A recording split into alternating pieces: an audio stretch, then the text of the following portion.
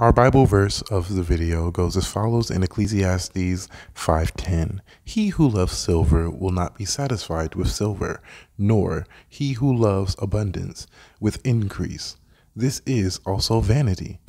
Obviously, and this goes in line with the video because Jesus, greed is the best way to describe this entire Tomorrowverse. But let's get into the main video. A few minutes later. So, Crisis on Infinite Earths Part 3. So, first and foremost, this will be a collaboration video between myself and Joshua Lawrence, aka J Willie on TikTok. Here is his socials, and we are going to get into the video now.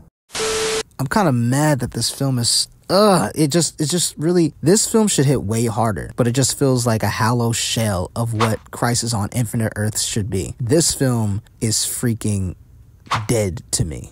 It's just hollow. Like, the Tomorrowverse was very rushed, but it started off so well. If they would have taken their time, it could have been way more impactful. As per usual, when it comes to the Tomorrowverse, I come into each movie woefully optimistic for several reasons. One, I actually sort of kind of like this universe, mainly the Superman aspect of it. Man of Tomorrow was pretty good to me. A strong start with Superman. Then you had Flash with the Justice Society as the next movie, which I thought was clever and foreshadowing the setup of this new universe, Justice League. That was great.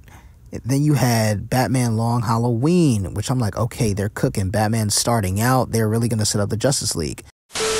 Because Man of Tomorrow was genuinely a good film. Like, there's nothing I could really say about it too much besides pacing that I really have a problem with. But this movie is the epitome of greed and ego when it comes to Warner Bros. Because it was clearly rushed. And I'm not talking about the movie, but we can get into that too.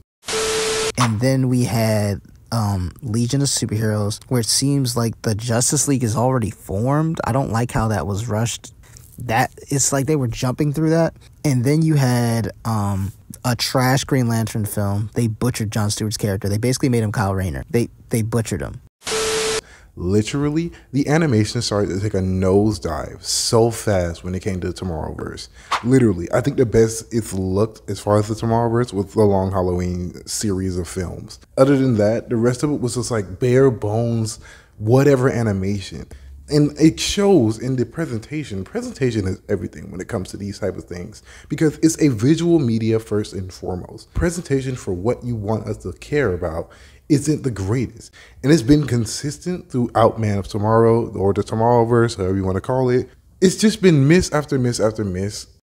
And then you get Crisis on Infinite Earths Part 1, which they started to fill in the blanks. I thought it had a great intro, started to fill in the blanks, but it still felt like these characters didn't have a soul. They were just thrown together. Events were just thrown together, but there was really no impact. With very few bright spots. So it's weird, okay? It's weird that the passion behind it is never felt in any scene or in any delivery or line delivery. Everyone feels like they're just phoning it in, besides Jensen Ackles, of course. I feel like what this universe lacks is a focus and glue to tie it together, because it's just throwing stuff out there just to rush to the big crossover. And they lost total sight of what made the past DC universe great. Like, Constantine appears from the old universe and I don't care. A bunch of things are happening and I just don't freaking care. Besides like a couple people in the cast. And again, even with the cast, like the cast of characters like Wonder Woman, the central focus characters that we focus on, mainly the Bat Family, yet again, because the freaking Bat Family is the only reason DC stays afloat anymore. The crazy thing about this film is that it shows you in Part 1 him speaking to a man, saying like, you need to fix this or something. It shows Barry Allen talking to a man. The sad part about that scene, nobody knew who he was talking about, but then you realize that was Bruce Wayne from the War World movie, which everybody fundamentally agreed was absolutely garbage. Like, why would you set up a DC universe where Batman and Superman are on the same Earth, but Wonder Woman is in another universe? That is so stupid to me. So this infuriates me. And while we're on the topic of the characters, I do just want to touch on this. The Wonder Woman shit bothers me, and I hate that modern writers got their hands on her. First and foremost, I need to say this, and I feel like it needs to be said. Wonder Woman is the opposite of the Amazons for most of her adaptations. What do I mean by that? She's not a man-hater.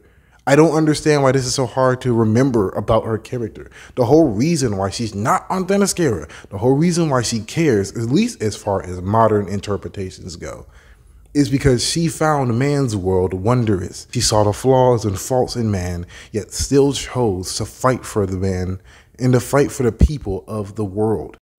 And I like Wonder Woman's arc in this movie about, you know, her being mad that she's immortal because she's seeing the people she loves die.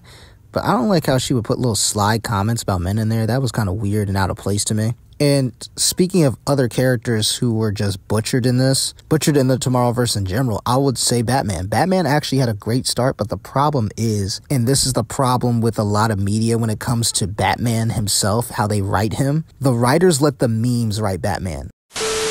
I think overall, the Kara Harbinger stuff, I don't care. Personally, the whole Supergirl 1 million, yeah, Jay Willie's going to have a take on this. He's pretty much going to have a lot of take on this for the most part. But yeah, it bothers me to no end that people make excuses for the Supergirl 1 million shit. Oh, they just needed a reason to kill her off. It's like, bro, come on. What are we doing here?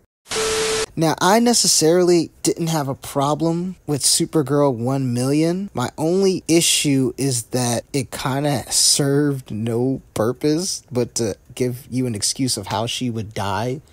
And the only reason she died in this movie is because, oh, it happened in the comic. And they wanted to recreate that whole panel. But honestly, it's just like, so? Type of movies do this. There was even a scene with when they were finding Wonder Woman in the beginning of the freaking film. Where they're like, oh, this gave us hope. You gave us hope, Diana. I'm sorry.